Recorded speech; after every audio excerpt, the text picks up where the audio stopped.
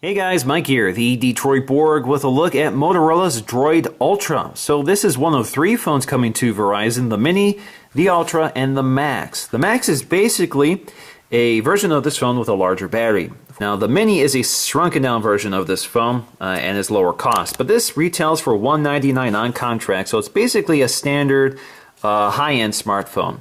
Now this is a 5-inch phone with a Super AMOLED display, so it's got the same screen size of a Galaxy S4. Doesn't have the same resolution. This is a 720p display versus a 1080p display. Now Verizon is claiming this is the thinnest 4G LTE smartphone on the market. This is also a Motorola phone, which Motorola is a Google company, which means that this is sporting some of the latest software from the Motorola Google sort of joint venture. So we get a fairly stock version of Android plus some Moto features. A lot of these features are available on the Moto X. That includes things like an active display for notifications, touchless voice control, which we'll demonstrate as well, and a few other things. So basically everything that the Moto X has is kind of in this phone. Even has similar specs, such as the Motorola X8 system on a chip, which basically they describe as an 8-core processor. It's got a dual-core 1.7 gigahertz CPU plus a quad-core graphics processor running at 400 megahertz, and has 2 other cores dedicated to other functions such as voice control, the microphone. So let's go ahead and take a look to see what we get in the packaging. So there is our phone. This is available in black or red, and I have the black version. As you can see, this is actually a Kevlar back panel. You got that glossy finish, so it's pretty durable. This is also using Gorilla Glass. So on the back, you can see we have some plastic to peel off. We've got some around the camera. So this is a 10 megapixel camera, autofocusing with 1080p video at 30 frames per second. Now on the front we have this plastic cover, and as you can see it's pointing to some of the buttons and ports: our headphone jack, our volume rocker, our sleep wake button. You see our capacitive touch controls down here, which are off screen. So let's go ahead and peel this off. So let's go and take a look at the design of the Droid Ultra, and as you can see it has this very glossy back panel. This is available in black or red. That Kevlar material has a sort of three-dimensional effect under that glossy finish. You have your Motorola branding, Droid branding. Back here you have your 10 megapixel autofocusing camera with our loudspeaker and LED flash. Down here you just find your Verizon logo as well as another microphone toward the back of the phone. If you look along the side, you'll see that it has a taper toward the bottom, so it's thicker toward the camera hardware, thinner toward the body of the phone. Down here we'll find our micro USB charging port, and as you can see it's kind of a unibody design. It kind of wraps the phone right to the front, lower bezel here. Along the side you'll find your buttons. So you find your volume rocker as well as your sleep wake button. And up top we'll find our 2 megapixel front-facing camera, our earpiece, as well as our ambient light sensor and proximity sensor. We do not have a notification light because the display itself acts as the notification center. We'll demonstrate that feature. We also have our headphone jack up here. We have another microphone, possibly a noise cancellation microphone toward the top. Down here we'll find our back button, home button, and recent apps button, so standard Android controls. And we have our little microphone here. This is our mouthpiece. Now, as I mentioned, the SIM tray is actually hidden behind the volume button. I've already pulled it out just to show you guys. Basically, there is a little thumbnail port right here. So when it's installed, you can use your thumbnail to pull it out. And there you go. So there's your SIM. Now, it's a little clumsy to get this back in there. You have to line this back up because the tray is really tiny. Now, the best way to install it is just to hold it until you get it to the phone. You pinch it in place, and then you reinsert it. Now make sure you're not using too much force to install it, because if you do, that means it's not lined up properly and you'll jam it in there. So again, if you want to pull it out, just use your thumbnail here to pull at it. There you go, it comes right out. Now inside the packaging we get this little redemption code for the Ingress game. Ingress is actually a Google game. We also have in here, we'll find more literature. So we'll find getting to know your phone, and multiple languages, global support information and calling card in different languages, and product safety and warranty information. And here we'll find our Motorola branded cable. So this is our micro USB charging cable. So you can see we have this Motorola branded compact wall adapter. As you can see, they actually give us 2 USB ports for charging. So if you have more than one device, that's kind of handy. All right, so let's go ahead and boot this phone up so we can take a look at what makes this a Droid. So we have Motorola, a Google company.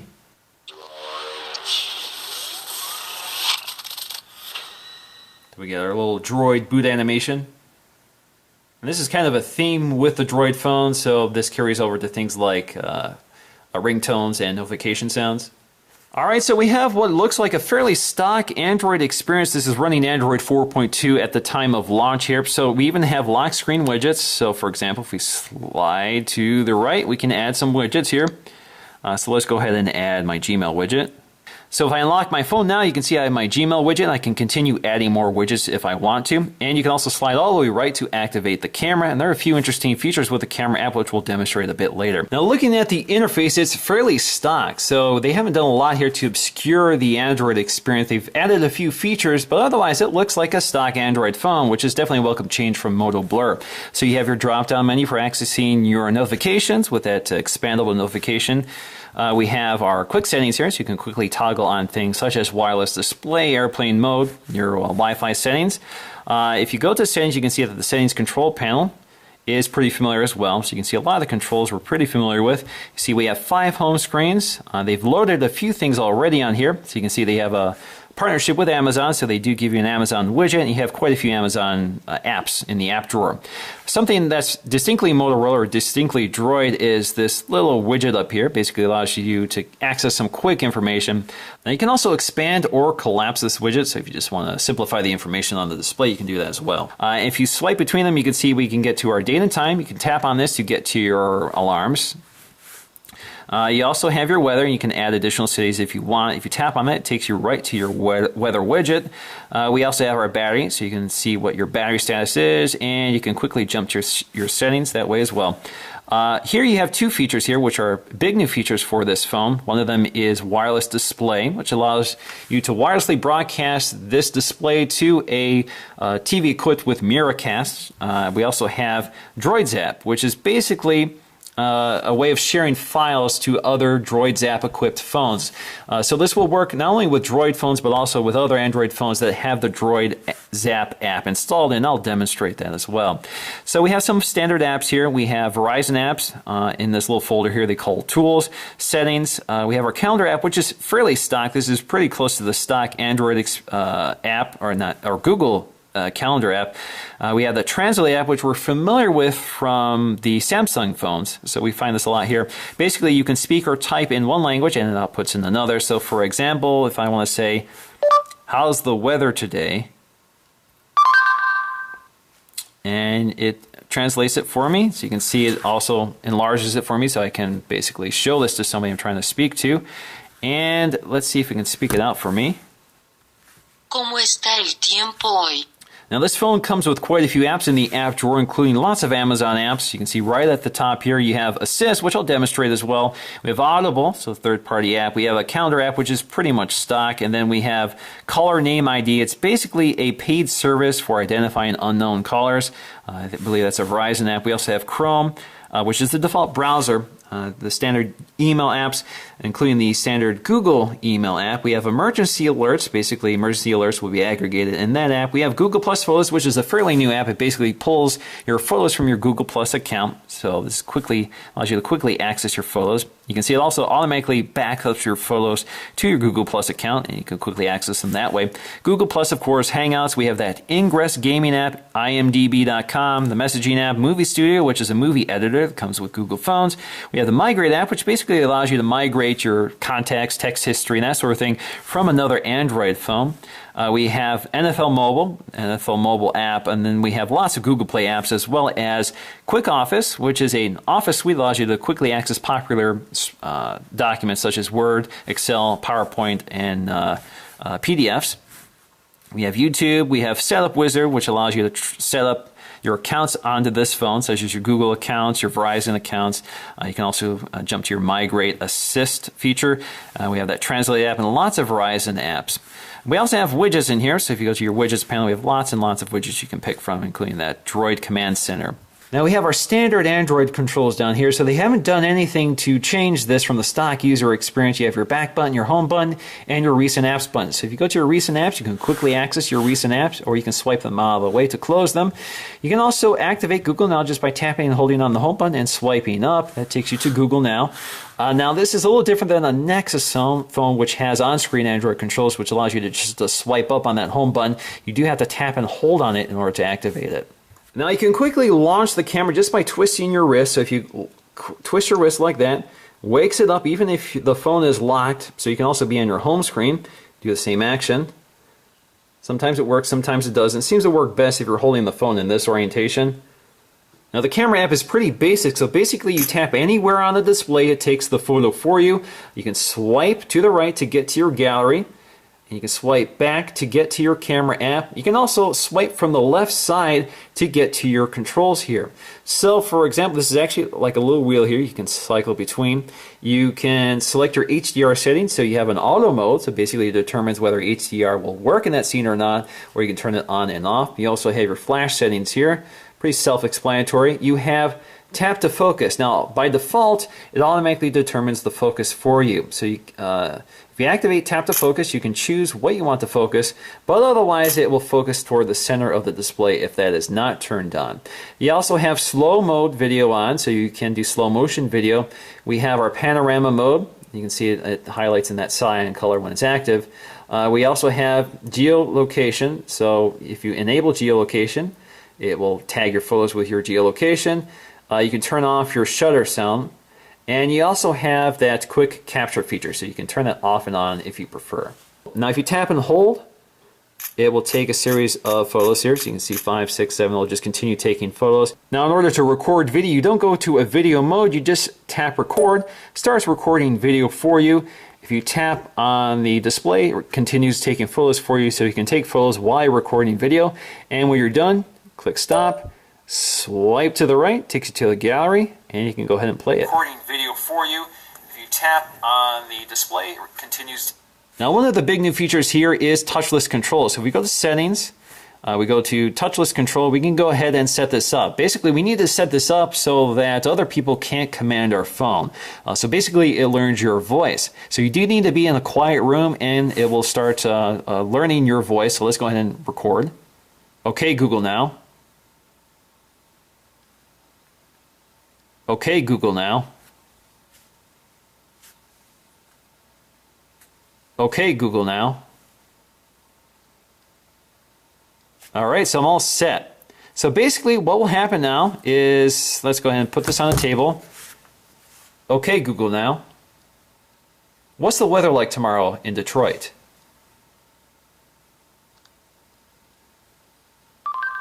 Tomorrow's forecast for Detroit is 77 degrees and clear. So this is the next best thing to having that Star Trek-like computer where you can basically talk to thin air and get an answer back. So let's try something like, okay, Google now. How many ounces are in a pound?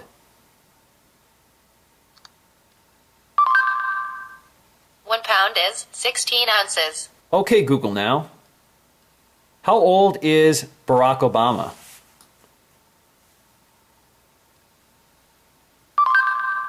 Barack Obama is 52 years old.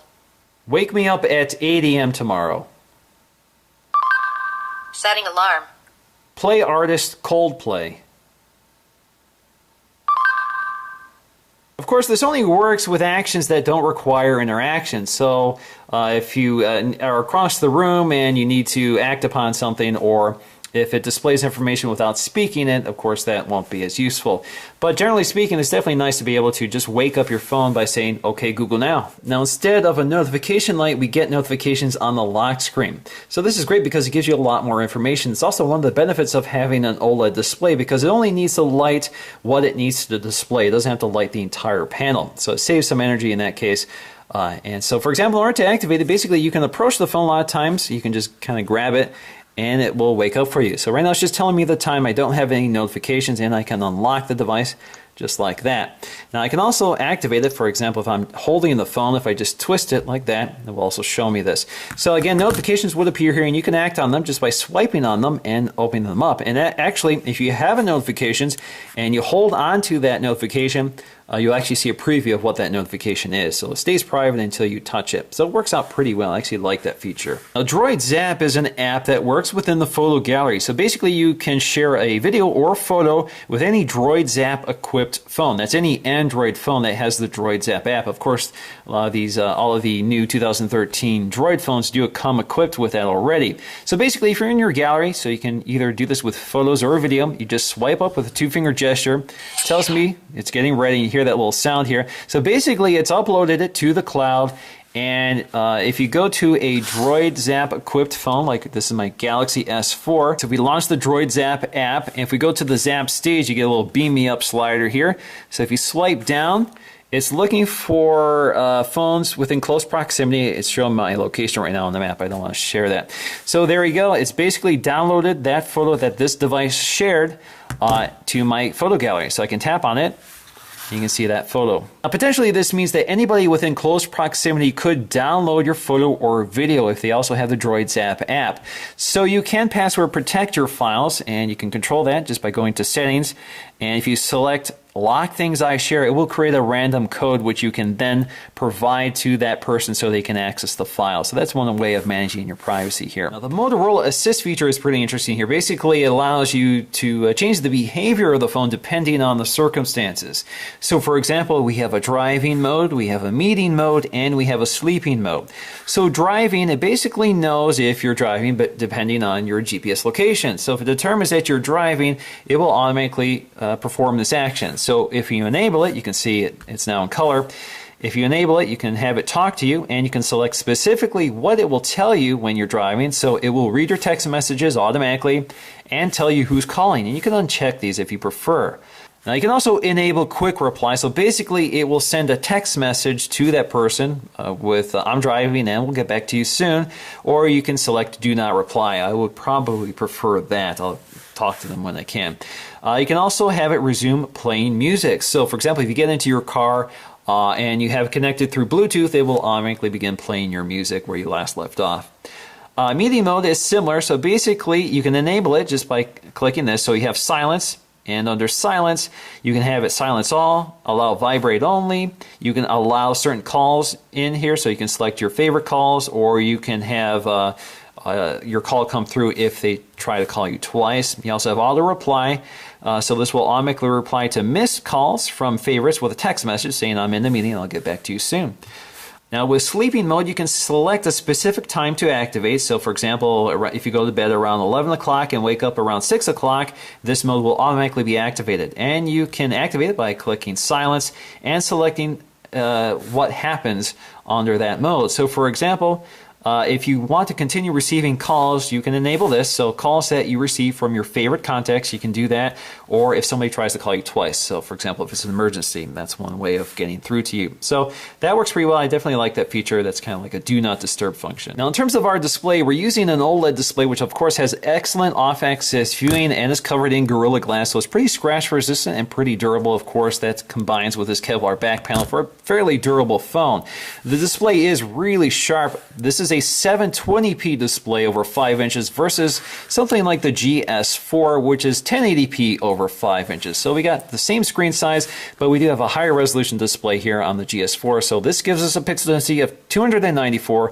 This is somewhere above 400, so this is much more pixel dense, but they're both using AMOLED displays. Now overall, I'm really impressed by this display. The whites are very bright and text is very sharp, so even the smallest text on this full website is still quite legible. Of course, you do have to bring the phone pretty close to your face to see it, but it's so sharp, I have no complaints here. So even though it's not 1080p, doesn't have that high pixel density, it really doesn't matter here. It's still really sharp, and I'm really impressed, especially for an OLED display. The whites are very bright. This is a very bright display. Now the thing that stands out to me about the Droid Ultra is just how bright the display is. Most OLED displays tend to be a little muddy. The whites tend to be a little blue, a little cool in their color temperature. But this display is definitely advancing it even further. So I think at best the GS4, so if you look at the GS4 here, both are 5-inch displays. I've set the brightness to the same here, both set to maximum with auto turned off. And if you look side by side, you can see the white on the Droid Ultra is a lot brighter, a lot whiter. It's also a little warmer in color temperature. It's a little more natural. This is a little bluer, and it's quite a bit dimmer looking to me than the Droid Ultra. So I'm definitely impressed overall with the display on the Ultra, even if it doesn't have the pixel density of the 1080p display on the GS4. Now our synthetic benchmark scores aren't that impressive, so we score about 18,000 or just shy of 19,000 on the Antutu benchmark score, but something like the GS4 can do quite a bit better. Now that's to be expected here because we're using this new system on a chip from Motorola called the X8. They call this an 8-core processor, but that's a little deceptive. It's not really 8 cores. It's using a dual-core CPU and a 4-core or quad-core GPU, and it's using 2 other cores for other processes. So this is using a quad-core CPU. It's also using a quad-core GPU. So it's using 8 cores as well, but this does it quite a bit differently. This is geared toward battery-saving performance because it's using features that would otherwise zap the battery, such as that always-on microphone, so it's always listening to you. So it has 1 core dedicated just for listening to your voice. Now it has a newer generation Snapdragon dual-core processor running at 1.7 gigahertz and has a quad-core graphics processor running at 400 megahertz. So it's kind of an interesting solution to preserving battery life while adding additional features. So on the spec sheet, it doesn't sound impressive, and it doesn't sound impressive on the synthetic benchmark scores, but in real life, performance is pretty good, and you get additional features that would otherwise cause problems for something like the GS4. So for example, if you enable always listening mode on the GS4, it would have to use the full force of the quad-core or 8-core processor if you have the international version to listen for that, so that would zap the battery. So this is a solution to add additional features, not a solution to improve overall benchmarking scores. Now in terms of performance, it's definitely impressive here. So we have 2 gigs of RAM, just like most high-end smartphones today. We also have 16 gigs of internal storage. You do not have a micro SD card slot here to expand storage, so 16 gigs is all you get. So in conclusion, I'm definitely impressed by the Droid Ultra. Now, I'm not a big fan of this wedge-shaped design or the materials used. I do like the fact that it's carbon fiber. I do like that it's splash resistant. But this carbon fiber design is still kind of like a glossy plastic, and it's kind of wavy looking. So it doesn't look as precision sharp as I'd like to see. But it's very nice to have a very thin, very lightweight, very durable phone. So you have that Gorilla Glass on the front, so it's very scratch resistant and shatter resistant. I also really like this OLED display. It's one of the brightest OLED, if not the brightest OLED displays I've seen. So you get really bright whites, which help in reading text. Text is very sharp, so even if it's not 1080p, it's still very sharp looking. The camera's excellent, 10 megapixels. Both cameras are definitely impressed overall by performance. Battery performance is definitely one of the highlights for me. It's better than most phones I've used lately, especially since this is not the max version, but I can get more than a full day out of this easily, and I can't get that out of most phones I use. I'm lucky to get 8 hours. I've been using this phone nonstop for 4 hours, and I'm down to 69%. So that's pretty good, at least to me. So performance is pretty good, especially since this isn't the max version. So you could double that just by getting the max version. And I also really like the fact that this is pretty much a stock Android phone with some Motorola features added. So you get some really useful software features, but you still retain the stock Android experience. So I'm definitely grateful for that. And overall, really nice hardware, great battery life, beautiful display. So I'm definitely impressed overall by the Droid Ultra. I definitely highly recommend it. So that's going to do for me in this video. Thanks for watching, and I'll see you again in the next one.